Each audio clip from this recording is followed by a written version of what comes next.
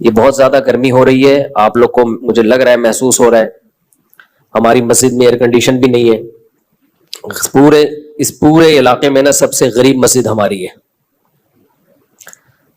لوگ کہتے ہیں مفتی صاحب تو کروڑوں روپے چندہ کرتے ہیں, اگر کروڑوں چندہ ہوتا تو ہماری مسجد کا یہ حال نہ ہوتا. باتیں کرنے پر گورنمنٹ کی طرف سے کوئی پابندی نہیں ہے, لوگ پھینکتے رہتے ہیں اس مولوی کو دیکھو امریکہ جا رہا ہے, فلاں جا رہا ہے, فلاں جا رہا ہے, بہت پیسہ آ رہا ہوگا. تو آ رہا ہوتا تو یہ حال ہوتا. آپ کہہ سکتے ہو گھروں میں لگا رہا ہوگا مولوی, گھر جا کے بھی دیکھ لو, میرے گھر میں اے سی نہیں ہے ابھی تک. خیر اس کی ایک اور حکمت بھی ہے, وہ لگوا دوں گا میں. اتنا بڑا مسئلہ ایسا نہ ہو مجھے زکوٰۃ دینا شروع کر دیں, کل اے سی کوئی زکوٰۃ میں لے آئے کہ لگا دو یار. اللہ نے مجھے بہت دیا الحمدللہ. اصل میں مجھے 4 جگہ لگانا ہے.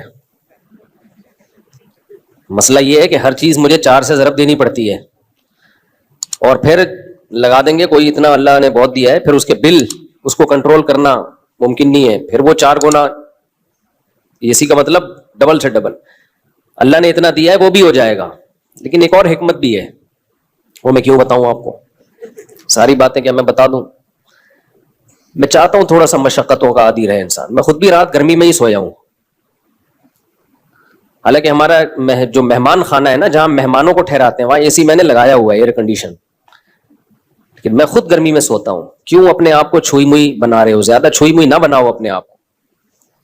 اللہ نے مجھے اتنا دیا, جو ظاہر ہے 4 گھروں کو چلا رہا ہو تو کیا وہ اے سی میں نہیں سو سکتا؟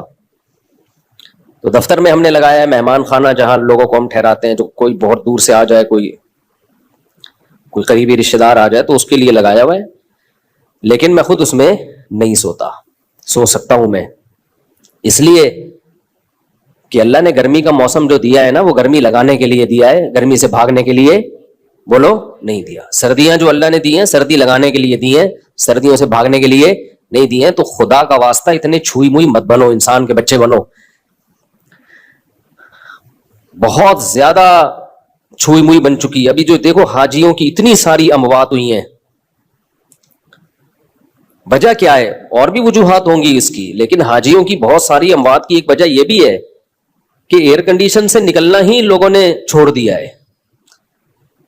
تو یہ پسینہ اللہ نے کیوں رکھا ہے بھائی؟ دیکھو چلتا ہوا دریا جو ہے, چلتا ہوا پانی, وہ فریش ہوتا ہے. ہماری باڈی میں نا جب تک یہ چلتی پھرتی رہے گی, مختلف قسم کے فضلات اس کے ہماری باڈی سے مختلف طریقوں سے نکلتے رہیں گے تو فٹ رہیں گے ہم. کہیں بھی بریک لگا دی نا, اب اللہ نے مختلف طریقے رکھے ہیں. ایک طریقہ ہے پسینہ, اس سے بھی ہماری باڈی فریش ہوتی ہے. قبض ہو جائے کسی کو تو ٹینشن میں آئے گا نا, خوراک ہم کھاتے ہیں وہ بھی خارج ہوتی ہے.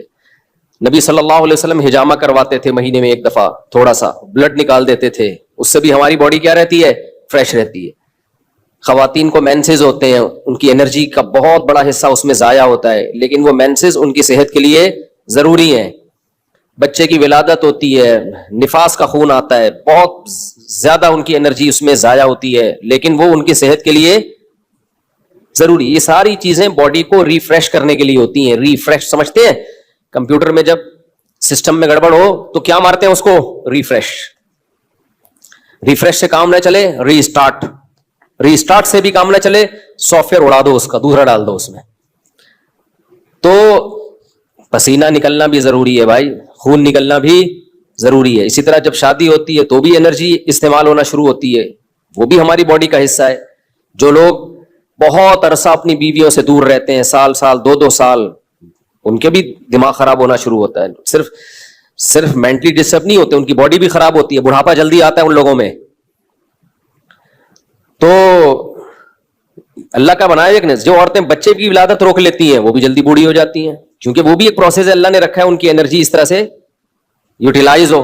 بچے کی ولادت میں, بلیڈنگ میں وہ انرجی یوٹیلائز ہوگی تو باڈی ریفریش ہوگی. اگر وہ انرجی روک لی جائے کہ جی طاقت استعمال نہ ہو جائے کہیں, تو وہ رکنے سے کیا ہوگا؟ ایسا ہی ہے جیسے پانی میں, تالاب میں پانی رک گیا تو پانی کا بیڑا غرق ہو گیا. پرانا پانی نکلے گا تو نیا پانی بڑھو آئے گا. تو اس لیے تھوڑا سا اپنے آپ کو مشقت ہو. کل میں سویا نہیں ہوں گرمی کی وجہ سے, پسینے پسینے پسینے پسینے پسینے. ہم نے کہا کوئی بات نہیں, انجوائے کرو اسی کو, ٹھیک ہے, ایسی کی تیسی, سمجھتے ہو. انجوائے کرو انہیں پسینوں کو. تو اس لیے اپنے دیکھو ہمارے مذہب پہ چلنا اس وقت تک ممکن ہی نہیں ہے جب تک آپ محنت کے عادی نہ ہو. اس وقت تک مذہب پہ چلنا ممکن ہے نہیں, کیونکہ مذہب آپ سے جگہ جگہ آپ کی خواہشات چھڑواتا ہے. تو جو برگر فیملی بچہ ہوگا, جو بالکل ہی چھوئی موئی زندگی گزارے گا, وہ کیسے شریعت پہ چل سکتا ہے؟ شریعت پہ چلنا نفس کی خواہش کی مخالفت کے بغیر ممکن نہیں ہے. بس ایک بات کر کے میں آگے چلتا ہوں, کیونکہ یہ ٹاپک نہیں آپ بولیں گے مفتی صاحب کیا میڈیکل سائنس لے کے بیٹھ گئے ہیں, پسینے پہلے ہی نکل رہے ہیں اور نکال رہے ہیں ہمارے پسینے. دیکھو ایک بات خوب اچھی طرح سمجھو, دنیا میں ٹینشنوں کی دو قسمیں ہیں. ایک ٹینشن جو نیچرل ہے, قدرت نے رکھی ہے, وہ ٹینشن صحت کے لیے اچھی ہے.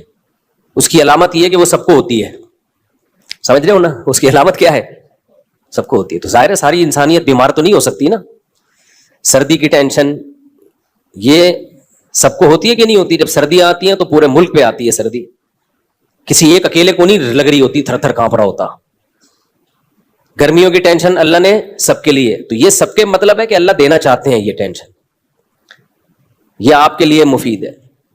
کبھی کبھار ہمیں زکام ہو جاتا ہے, یہ سب کو ہوتا ہے. دنیا میں کوئی ایسا آدمی میں نے نہیں دیکھا جس کو کبھی بھی زکام نہ ہوتا ہو.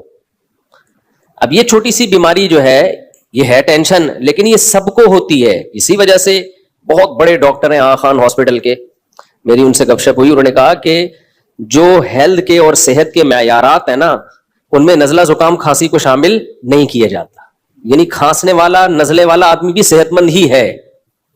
ہاں ایسا نہ ہو کہ کھانستا ہی آ رہا ہو بچپن سے, یعنی کبھی کبھار کھانسی زکام نزلہ, اس سے کیا ہوتا ہے, یہ وہ ٹینشنیں ہیں جو آپ کو بڑی ٹینشنوں سے بچا لیتی ہیں, آپ کا امیون سسٹم بوسٹ کر دیتی ہیں. یہ تو ان چیزوں میں پریشان ہونا. اسی طرح بچے جب پیدا ہوتے ہیں, بچہ چیخ چیخ کے روتا ہے, گلا پھاڑ پھاڑ کے, کچھ نہیں دیکھتا کہ یہ کمبخت کے باپ کے سونے کا ٹائم ہے یا ماں کے سونے کا ٹائم ہے. جب وہ روتا ہے تو اور وجہ بھی سمجھ میں نہیں آ رہی ہوتی. تو یہ کسی ایک ہی بچے کے ساتھ ہوتا ہے یا ہر بچے کے ساتھ ہوتا ہے؟ ہر بچے کے. اس کا مطلب یہ نیچرل ہے, یہ اس کے لیے ضروری ہے. نہیں روئے گا نقصان ہوگا اس کو. اس لیے ایک دم بچے کے رونے پہ مائیں آج کل کیا کرتی ہوں, میرا بچہ پتہ نہیں کیوں رو رہا ہے, وجہ ہی سمجھ میں نہیں آ رہی, ہاں اس کو چپ نہیں کراؤ, چپ رونے دو کمبخت کو, رونے دو پاگل آدمی.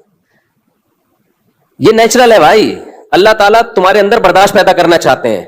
اللہ دیکھنا چاہ رہے ہیں کہ تم گدھے تو نہیں ہو کہیں.